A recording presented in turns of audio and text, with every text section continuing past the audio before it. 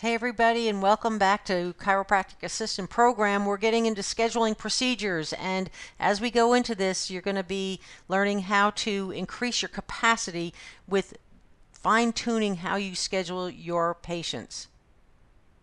How to organize the flow of the patients, the exams, the re-exams, the adjustments, et cetera, et cetera.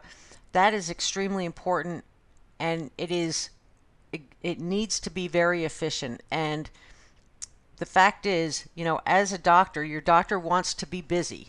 Your doctor needs to be busy. And the busier we are, the better the practice grows and the more successful the practice is, because we want to take care of a lot of people in our communities, right?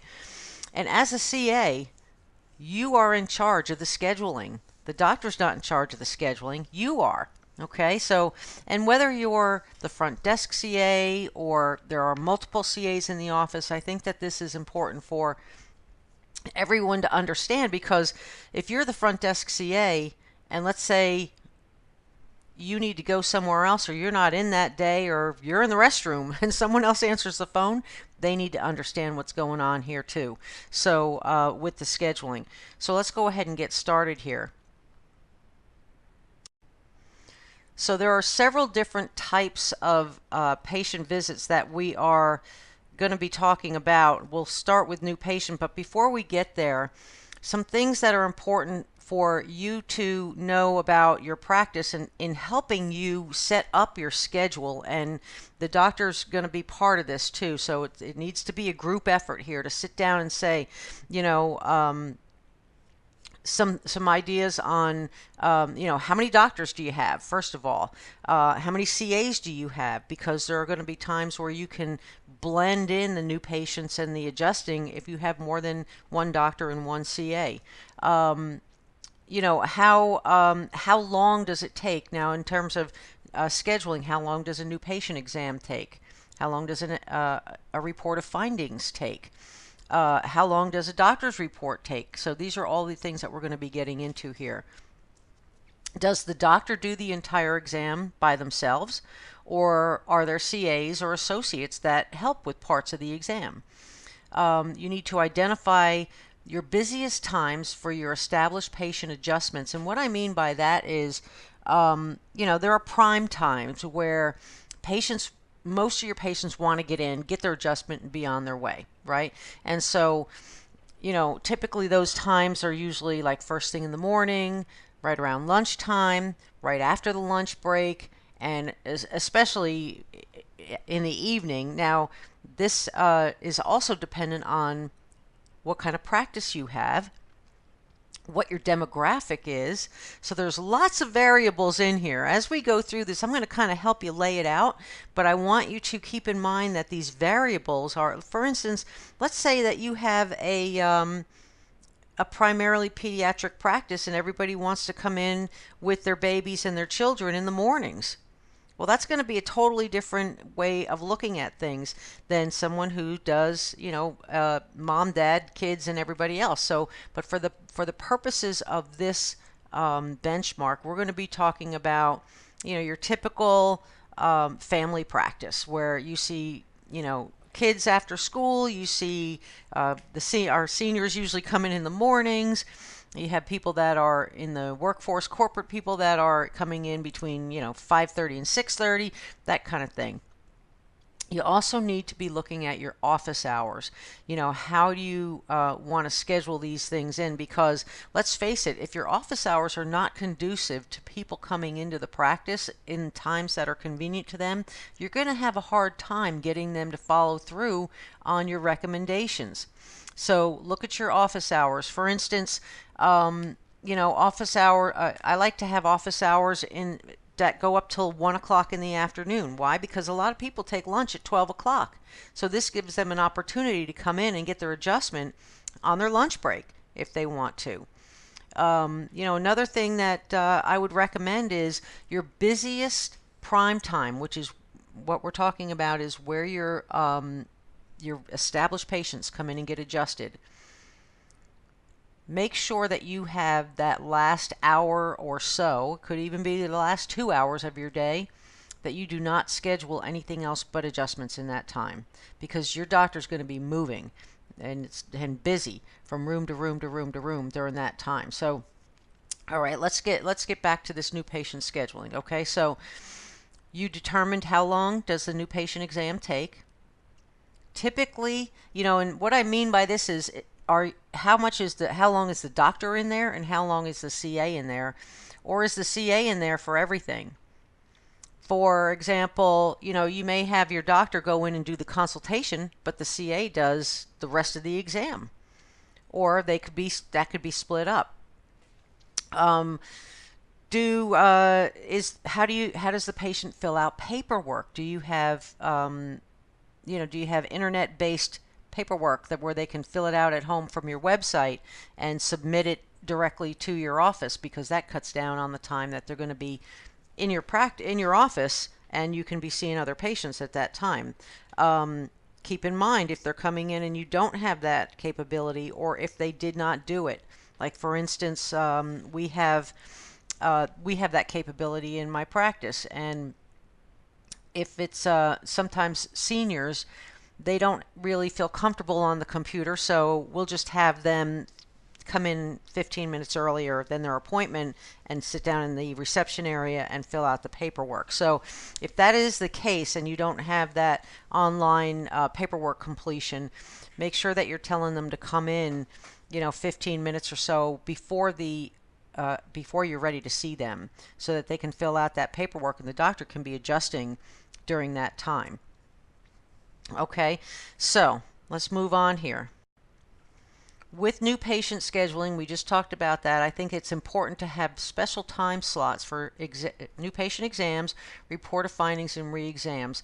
So for instance, let's say let's say you open up for regular patients at 8 o'clock, and you just want to get your adjustment patients in that are on their way to work. Well, then I would not schedule any new patients at that time. But what you could do is have a new patient at 8:15, and while they're sitting there filling out their paperwork, their time is now 8:30, that they can come in and that you're ready to see them. When typically, in the average practice where people are at work, there's a lull time, and that's what you want to look at, where you fill in your new patient or your time intensive. When I say time intensive, I certainly do not mean an hour. I mean your 15 to 20 minute appointments. So, keep in mind that these are just parameters. They're just ideas for you to work with, but you have to look at your practice, your demographic, when most of your regular people come in, because you want to keep those busy adjustment times free from any of this. It's really it's not hard, but it's a challenge when the doctor is seeing a lot of people in a prime time, and then all of a sudden the CA is like, well, we have a new patient who's been waiting for a half an hour. And so the doctor now starts to feel like, okay, I'm behind schedule. I got to back everything down. I got to slow my energy down.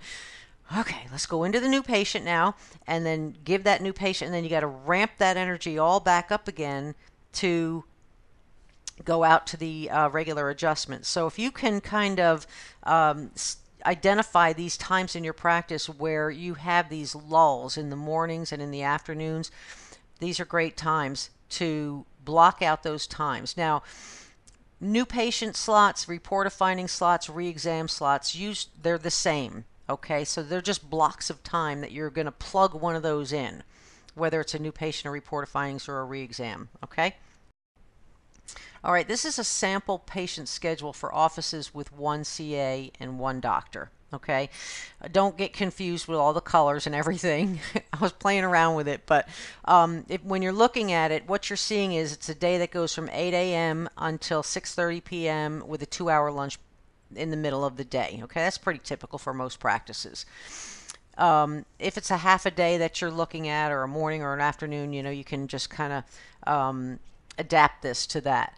But what you see here is the first 30 minutes we have adjustment times, and there are spaces there for 12 adjustments from 8 to 8:30. Okay, now the other question that you're asking yourself when you're looking at this is, how long does it take my doctor to do an adjustment? Not a bad idea if you timed them. That would be a great thing to do, is get your stopwatch out and time your doctor and see how long it takes to give an adjustment. Here's what I like to ask my doctors is I like to say, how long does it take for you to adjust your family? It's usually a couple of minutes, right? We when you are with that patient and your doctor is learning this on the other side of this program in the doctor 52 weeks doctor program, that when you are with the patient in total present time consciousness, time basically stops, and a 3-minute adjustment feels like 15 because the doctor was totally focused on that patient. Now the other thing is, if that doctor's staying in there longer than that, what's going on? What's happening? Is it chit chat? Are they, hanging out talking? So you're controlling the schedule, and that's something that you may want to look into and see if, you need to kind of put your face there and say, give them a little signal saying, come on, speed it up, or something like that. But you also need to look at if you're doing other things other than the adjustment in the practice. Is the patient having therapy? Are they going to another room for that? Are they staying in the same room? How many rooms are booked out, etc., etc. Okay, but this is just a template. So you see here that as we come down here at 8:45, we have a new patient or a re-exam or a report of findings. And now that's a 30-minute slot, so you could book two of those in there. Now, that being said, you see the rest of the rooms are blocked out because you've got one doctor and one CA. And whether the CA is going in there helping or the CA has to stay out at the front, watching the front desk, you can't be seeing other people during that time. So this is how it would look for a sample schedule with one doctor and one CA. And you're looking here and it's 1, 2, 3, 4, 5, 6, 7, 8. You could see 10 new patients in a day if you wanted to. It's very doable when you have your systems down and your doctor is efficient as well with their procedures. You can be helping out with certain parts of the exam. I know that, offices have a tech CA. What that means is that CA is going in to do the exam. That CA may be doubling as the front desk, or it may not. So as we go to the slide here, this would be an example of a practice that has multiple CAs, excuse me, and or multiple doctors. That we've got 5 rooms going at the same time. Everything can be kind of interspersed here, that you can be doing this stuff all day long and getting the adjustments in as well, because the doctor is efficient, your systems are down, and you are able to work those people in, those adjustments in between those new patients. So let me give you an idea of what I'm talking about. If there are multiple CAs, and let's say I'm the doctor and I'm going to go in there we have a new patient, okay? I'm going to go in there and I'm going to connect with my new patient. I'm going to bond with my new patient, and I'm going to do a 5-minute consultation probably.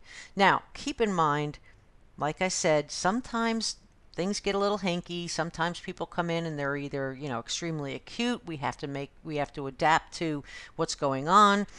But your doctor is learning how to master the communication and connection with a new patient within 5 to 10 minutes that they're in there with them. And then the doctor then leaves the room and has the CA come in and do the rest of the exam, whether it's, range of motion, some, other kinds of testing, or whether you use software or posture or those types of things, scans, whatever it is that you're doing. And those things are okay for the CA to do as long as you're trained up in doing those things. You have to be trained in doing those things, including the x-rays. So in this case, the doctor could be in there for 5 minutes making a really good connection with their patient, getting a good idea of what's going on, and then turn the visit over to you as the CA, and you take over and do the whole rest of the visit.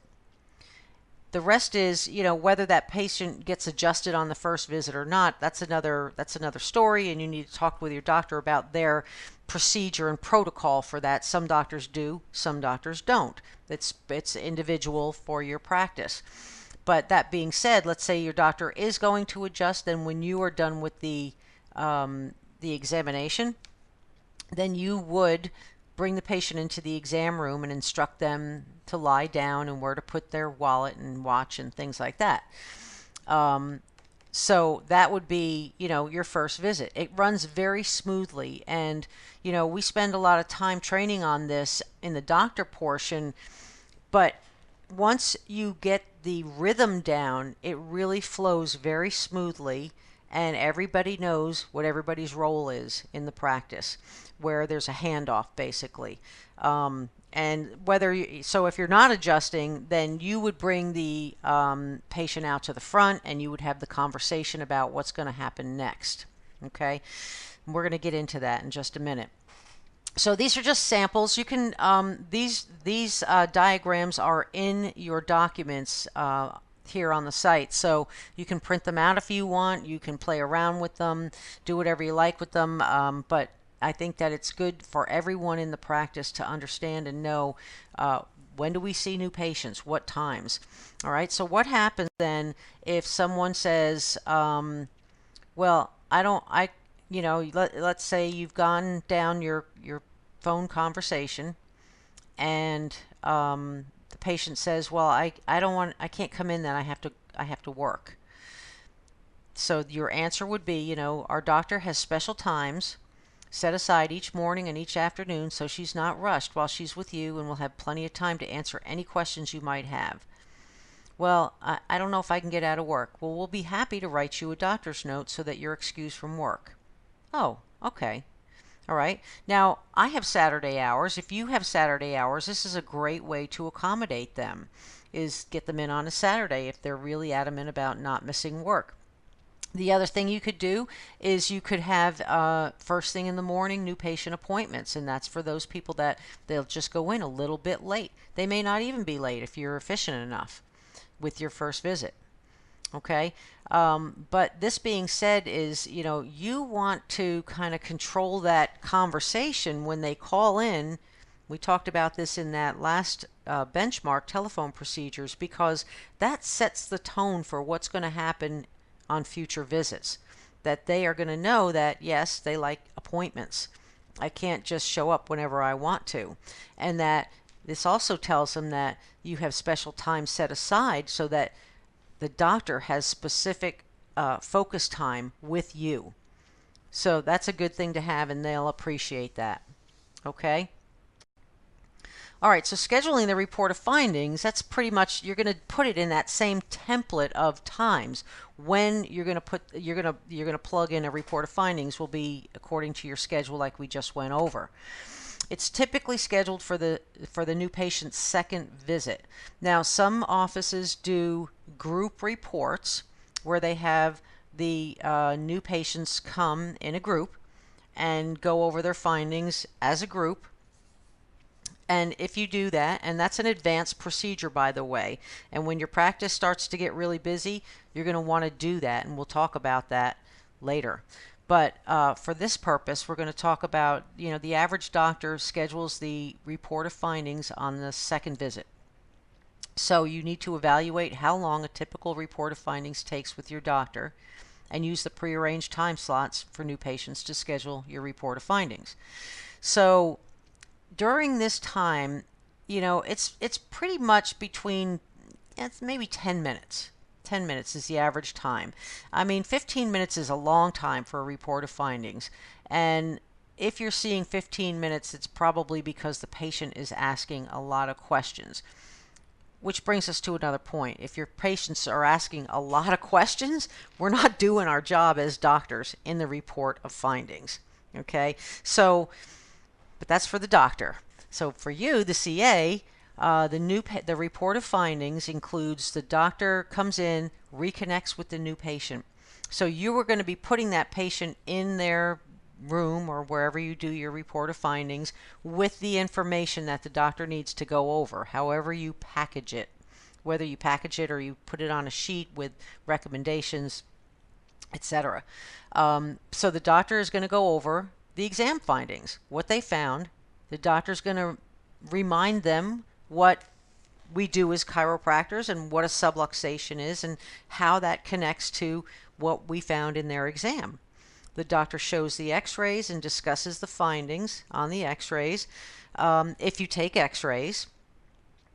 And the doctor discusses the care plan recommendations. So that needs to be in that packet or on a clipboard or something, is the recommendations that the doctor has made, because it needs to be in writing right there in front of the doctor, because they don't remember all the stuff that they do every single second. So we write it down. There's a copy in the patient's file, and there's a copy in the patient's packet that they take home with them. Okay, so the doctor is discussing how much care they think they're going to need to address what they came in with and move forward from that. The doctor also confirms that there's a doctor's report that they need to attend when they're in the report of findings. And then the doctor gets the commitment from the patient. Now, this is all done in detail on the doctor's side, and your doctor will be very competent in doing this in an efficient manner.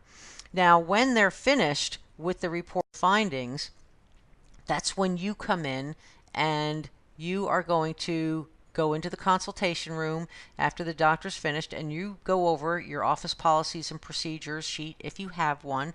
Basically, what that is, you know, anything that you are finding that you or your doctor is saying over and over and over again, put it on a sheet of paper and give it to the new patient. So it's kind of like a frequently asked questions type thing. This really helps you manage the efficiency in the practice and not have patients wondering, well, what about this? Well, what if it hurts tomorrow? Well, what, you know, all these things that when you preempt that, you save yourself a ton of time and you save a ton of patients from leaving your practice. So, you know, policies and procedure sheet might be something like, you know, what should I expect after my first adjustment? When am I going to, you know, when you're going to do a re-exam, appointment, importance of making appointments, importance of the frequency of the appointments, what to do if you have to miss an appointment. It talks about the doctor's report, things like that. And you can put that together for your patients depending on what your procedures are. Okay, so then the CA goes over the care plan recommendations with the patient again. It's brief. You're just going to go over, you know, the doctor recommended 3 times a week for X amount of weeks, etc., etc. And what's happening here is you are reaffirming to them that this is what the doctor has recommended for you to get the best results. So if anything is going to come up there, it's going to, you know, if it hasn't come up with the doctor, they may say something to you, but there are certain things you can handle and certain things you can't. Right now we're into the scheduling part, so we're going to talk about that in detail when we get to the second visit in the next benchmark. But then you discuss the finances with the patient. Okay, so then you get the commitment and identify while you're in that report room, you're going to identify what days and times works best for the patient to schedule those repeat visits. Why? Because after the report of findings, you're going to take the patient out. They're going to get their first adjustment, or maybe their second if they were adjusted on the first visit. You're going to bring them into the adjusting room, and you're going to show them, you know, where to lay down, where to put their stuff.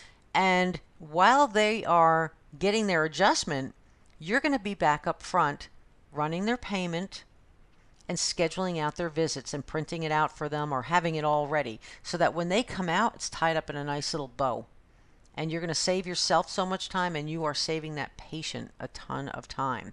And they come out, it's all taken care of. Don't forget to acknowledge the patient's decision to take care of themselves. This is the report of findings. They just made a commitment to spend money in your practice and to trust you and your doctor to take care of them. So let's acknowledge that. Mary, I am so glad you came into our practice. You're going to love it here. You're going to love getting adjusted and getting your life back. Welcome to our family. You know, we love it here, and this is something that really makes them feel welcome. They're now part of your family, and they've made a connection to you as well. All right, so now let's move on to scheduling the doctor's report.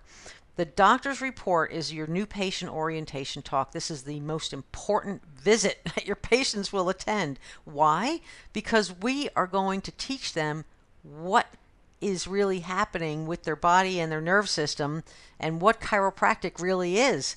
Because you know we're different than medical doctors, and people, we've been brought up for generations, brainwashed to think that, you know, we do nothing for our health until something hurts. Then we go to the doctor, and the doctor gives us something or cuts something out or drugs us, and then we don't go back until it comes back again. So there's a whole shifting of the mindset here of how to take care of yourself as a patient that your doctor needs to disseminate to them. So have at least one consistent day and time that you or your doctor will deliver this talk every week. I say you or your doctor because there are a lot of CAs that want to do this talk, and they're actually even better at it than their doctors are. So you might want to consider that. But if you are not doing these every week, shame on you. You are cheating your patients, because this is important information that they need to have. Okay, so during the weeks with high volumes of new patients, let's say you went out and you did a screening or a health fair or something like that, and you signed up a lot of new patients, you might have 2 or 3 of these at different times. Maybe, you know, a Monday night after you're finished with patients, a Wednesday at lunch, and a Thursday at lunch or something like that. You know, so be willing to be flexible with that. And also, if you have patients who work nights and they just absolutely cannot attend your evening doctor's report, then, you know, always have an option where there's another doctor's report that week during a lunchtime, and then try to fill it up as the week goes on with more patients. So the communication for the doctor's report, this is coming in after the patient comes out from the first visit. Keep in mind that the doctor has already mentioned to the new patient when they were in there that you will be scheduling their next 2 appointments that are very important. And so that means he's throwing the ball out there to you. You have to catch that ball and make sure that you're scheduling this appointment, okay? So when the patient comes out to the front desk at the end of the first visit, whether they've been adjusted or not, you will be scheduling them for their next 2 appointments. Now, there may be some adjustments in between those visits, depending on when the patient starts, but you will definitely be scheduling these 2 visits when they come up to the front. So here's the communication for that. Mary, I'm really glad you came in today. The doctor wants me to go ahead and schedule you for your next 2 appointments. So she's going to be going over the examination findings and her recommendations for you on her next visit. She'll answer your questions there. And so does morning or afternoon work better for you on Wednesday? Afternoon? Great. I have a 3:30 or a 4:30 available. Which works best for you? We're back, remember, we're back in that either or. You run the schedule. You have times when you can put those people in. Okay? Well, great. So now your doctor's report will be on Monday night at 6:15. This is one of your most important appointments, and the doctor's going to reserve her time for you after we're finished seeing patients. It will be about 45 minutes, and she'll be going into detail about what's going on with your nervous system and what you need to be doing to get the best results from your care. You can plug in however long your doctor's report or your new patient orientation is, correct the wording if you need to, but that's how you are, you know, scheduling those next 2 appointments. Now, they may say something like, well, am I going to get adjusted then? Yes, you are. Okay, that's something you can answer. Handling objections is something else. Now, the objections are, well, you know, I've been to chiropractors before. I don't need that one. Well, first of all, they don't know what it is because they've never been to our doctor's report. And I can tell you that most of your patients, even if they have been to another chiropractor, have not been to an orientation. Most patients have been told, come on in, lay on the table, they get adjusted, and they leave. And they're not being educated. And I hate to say that, but it's the truth because I've seen it over and over in my own practice. So even if they have not been to your doctor's report. They're different. They may have been to something that talked about, back pain and whatever, and they haven't been educated to why it's important to take care of your spine for the rest of your life, not just when you're in pain, and what the nerves do that control, coordinate, and regulate everything in the body that because you've been educated. So, you might hear that, or you might hear, let's face it, people are just way too busy these days. They have kids, they're picking kids up, they're going to sports practices, they are working, two parents are working. People are just insanely busy. Here's how you want to take care of that. Mrs. Jones, Mr. Jones, this is a very important visit for you. Chiropractors do different things, and our doctor takes time from her busy schedule to ensure that you know what's going on with your care and get the best results. She does it after hours so she's not interrupted and can give you the time and information you need to make decisions about your health, as well as the things you need to be doing in order to achieve the results you're wanting from your care. If they're still objecting, discuss it with the doctor so they can address it on the next visit. Some people just don't want to know anything. But that being said, and it is mandatory that they do come. So, you might want to make it, if Monday night is not a good time, let's say they're giving you some, I can't do it at that time. Okay, well, we also we do a daytime one on Wednesdays during our lunch visit, during our lunch break. Does that work better for you? Oh yeah, I can do that. Okay, great.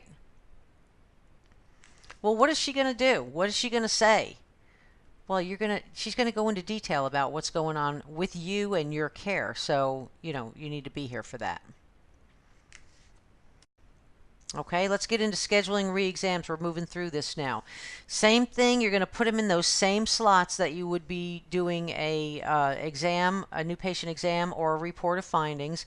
Re-exams should be done regularly. Your doctor will identify how often they want to do them, and they are to review the progress for your patients and also to continue to build the foundation for continued wellness and maintenance care.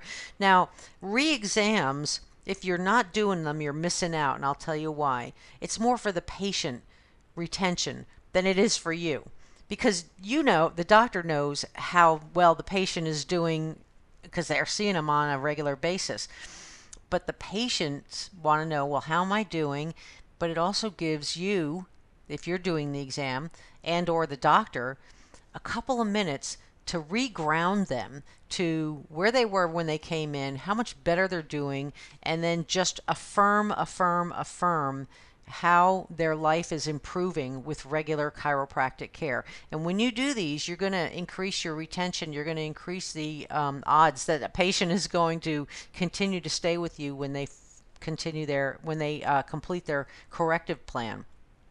So if you have adequately trained team members to do the re-exams without the doctor, go for it. Schedule them all day long. The doctor will review the findings at a later time and discuss with the patient on the next visit. So that is a very efficient system.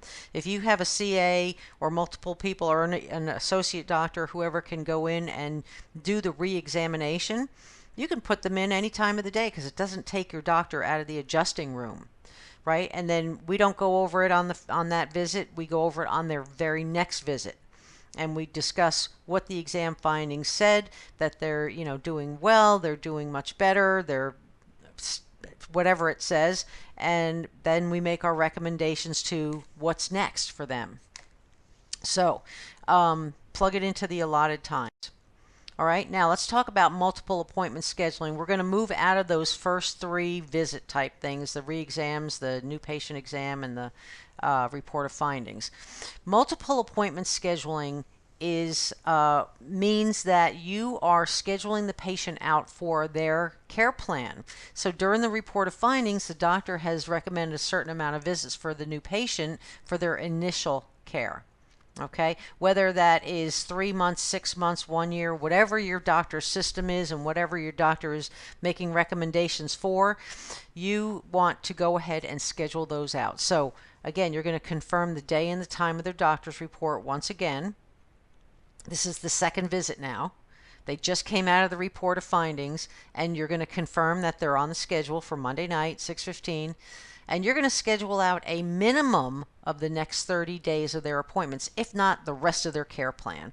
Now, with the software that most of us have these days, it's easy to do that at the touch of a button, is to just get that in. So, your conversation is, Mrs. Jones, your care plan recommendations are for 3 adjustments per week for the next 6 weeks. So let's get you on the schedule so we can set that time aside for you. Do you prefer morning or afternoon? Go through your choice of 2 system again. If the patient says, well, I don't know what my schedule is, you need to push through that.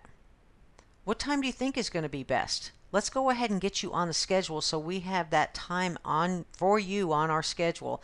And when you get home, if you find out that, there's a conflict, you can always call me and I can switch it for you. Let me tell you something. People need regularity. They need routine. And this is how we help people stay with their adjustment routine, if you want to call it that.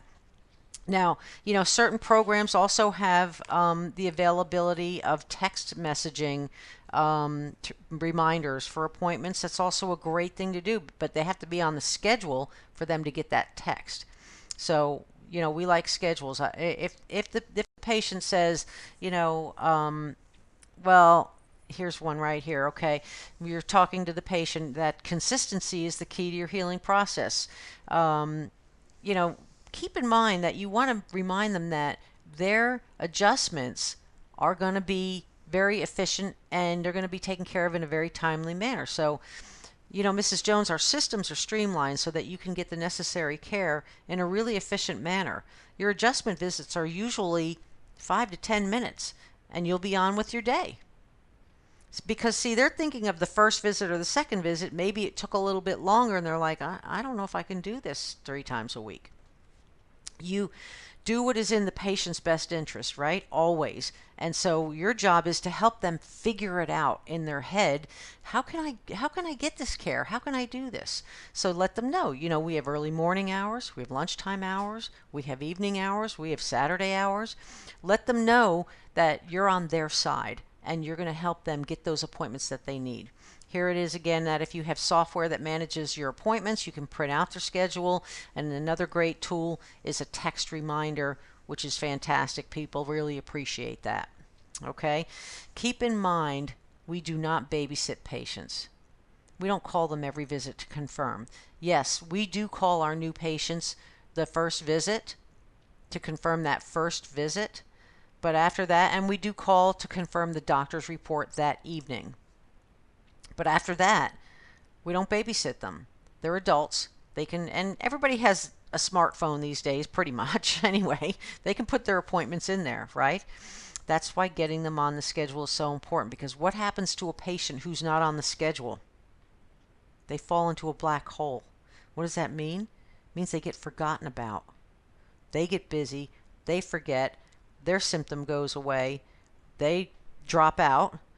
We forget about them because they're not on our schedule and their name isn't, in front of us all the time. And if the doctor ever comes out and it says, hey, where's Nancy Smith been? Uh-oh. Watch out. You don't want that to happen, right? You want to know where Nancy Smith is because you've called her the minute she missed her appointment and you got her on the schedule. Okay, so let's talk about cluster scheduling. Cluster scheduling it refers to the concept of scheduling multiple patients at the same time. Why is this important? This is huge. Your doctor wants to keep moving and keep the energy up. We talked about this in the very beginning of this workshop, that we used it, doctors and you, the CA, use different vibrations of energy when you're with a new patient and you're in a room one-on-one, or when there are multiple people on the adjusting tables moving in and moving out, and your doctor is walking and moving from table to table to table. Okay? The other thing is, patients gain more confidence in their decision to come to your office when they see people there. They see other people there. So don't think that you're doing anybody any favors by scheduling one patient every 30 minutes. First of all, you're going to crash and burn that way. Your practice is going to be really hard to get off the ground that way because there's a capacity block there. You can only see so many people every 30 minutes, when you're seeing one every 30 minutes. We want to help a lot of people, and your doctor can do it, and so can you. So, when you put more people in there, the patient walks in, especially like when a new patient comes in right at the end of a prime time, have them come in a few minutes before the end of your prime adjusting time, and they see a lot of people coming in and leaving, and families coming in and with children, and coming out of the rooms, and people are talking to each other, and they're talking to you at the front desk, and that tells a new patient, I'm in the right place. This doctor's good. This place is good. Everybody comes here. And they don't feel alone. So determine how many patients your doctor wants you to schedule for the same adjusting slot. Here's why. Okay, let's say you schedule 5 people or 6 people, however many your doctor says, go ahead and do it, for 8:30 a.m. Well, keep in mind that some are going to come in 5 minutes early, some are going to come in right on time, and some are going to come in 5 minutes late. So it all works out beautifully. And the patients get to know each other and share their success stories. How many of you have patients that have been scheduled and they've been coming in at the same time for a long time now, like for years, right? And they get to know each other because those same people schedule at the same time. They get to be friends. It's a great thing. I actually had a single guy and a single woman, that exact same thing happened, and they wound up dating, they wound up getting married, and they had a baby, and I gave their baby his first adjustment. How cool is that, right? That's scheduling for you right there. All right, so handling walk-ins. What do we do when somebody walks in who's not on the schedule?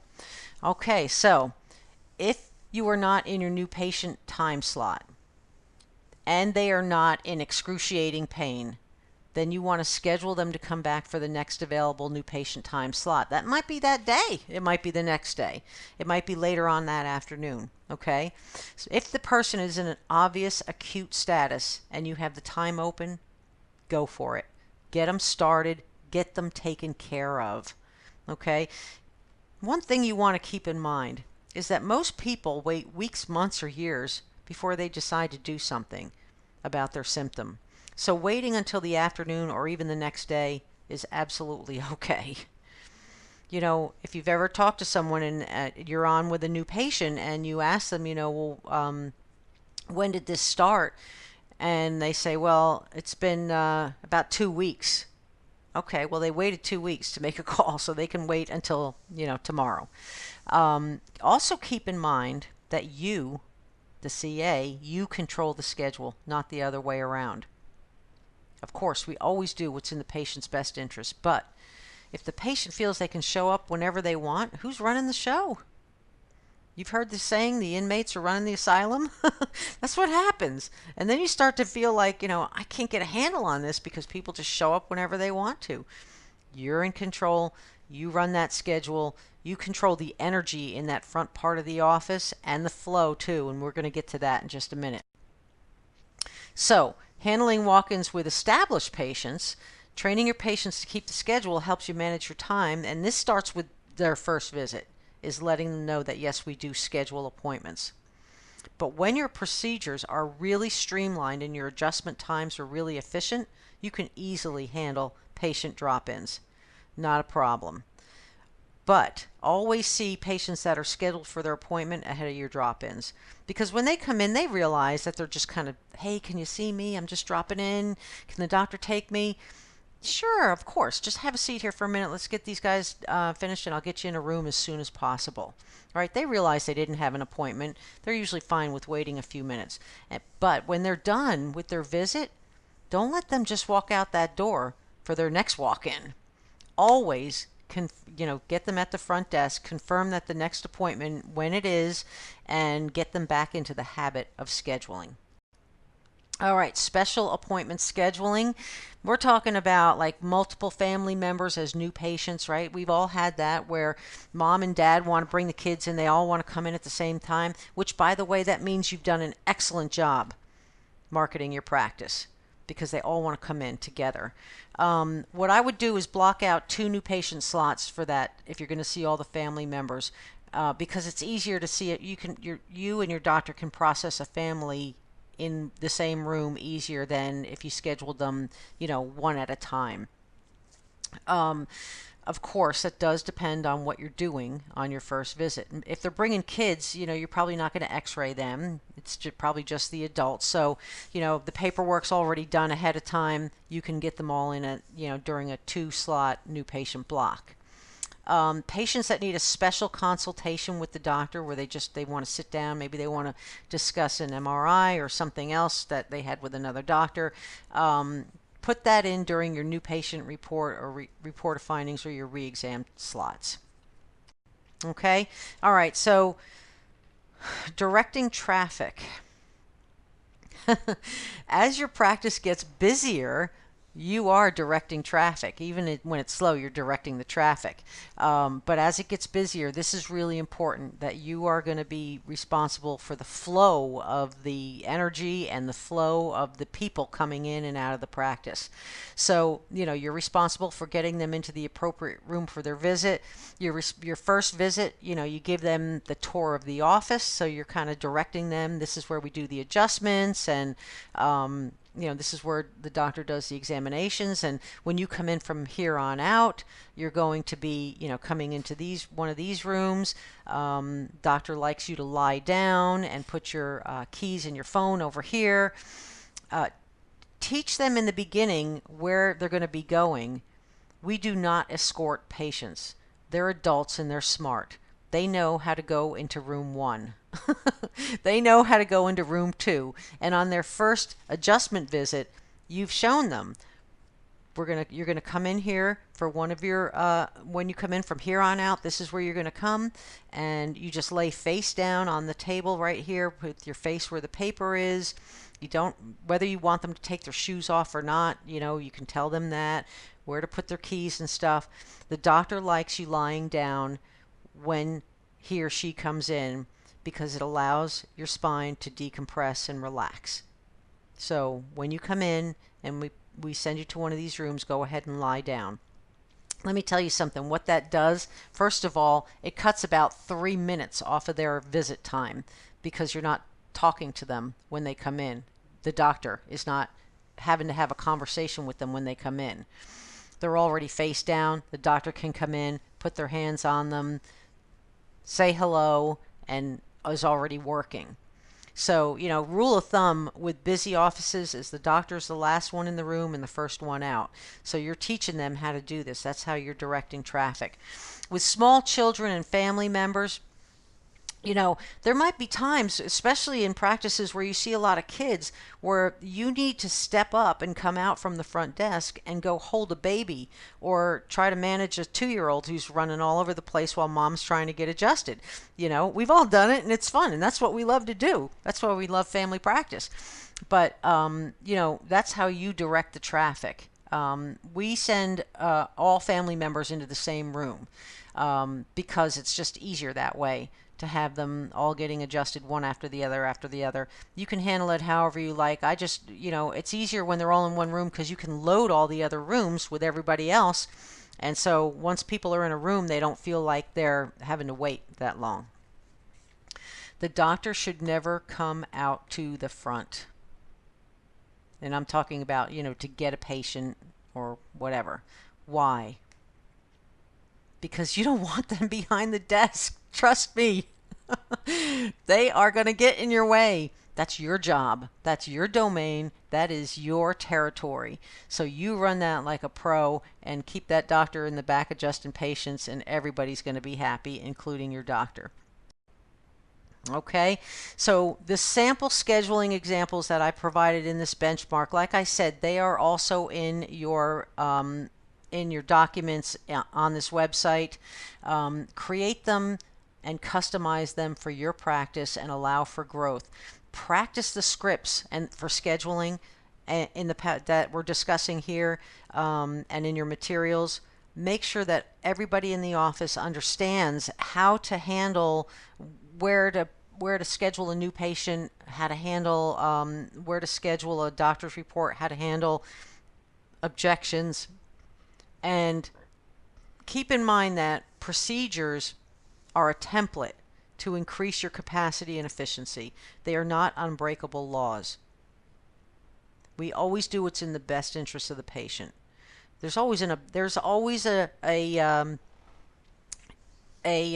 patient who is not going to be able to do something the way you need them to do it. We're not going to lose patients because of that. We're going to do what's in the patient's best interest. But we do these procedures so we can increase our capacity. What does that mean? So we can see more people. So when you have that scheduling protocol in place, you're going to see that you're going to see more patients, you're going to get more done, and at the end of the day, you're going to have more energy than when you were seeing less patients. So have fun with it. I know that your practices are getting busier, and this is really going to help you open up and see, wow, we have a lot of time here. We can be seeing a whole lot more patients. So go for it. I love and appreciate you, and I will see you next time.